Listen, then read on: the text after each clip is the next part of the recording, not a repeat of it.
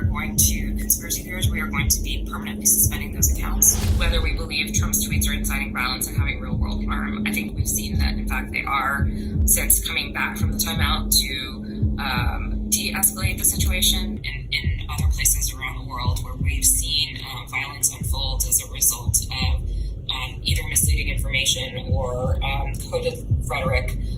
So a lot of our learnings here have come from other markets. So in that sense, we do feel like this is our global approach. We need to be very focused on being able to enforce any of these policies or enforcement decisions we make at scale. I think long term we want to be in terms of building trust and enforcing policies consistently and providing adequate notice before we take a very aggressive step like a permanent suspension.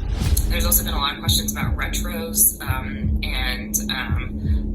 of course we're going to do a retro. I mean, we're in the midst of a retro around the election generally. This will be most definitely folded into it. What we saw Wednesday morning was really concerning to us, obviously. So a small team gathered from Trust and Safety. We were discussing the potential for violence to happen, and we decided to escalate our enforcement of the civic integrity policy and use a label that disabled engagements to stop the spread of potentially inflammatory content, which is the content around election interference, election fraud, stealing the election, that type of thing. We are going to, conspiracy theories, we are going to be permanently suspending those accounts. We are doing everything that we can to ensure that Twitter is being used in a positive way affect society. If you're on the inside of big tech, mainstream media, or federal government agencies, reach out to us at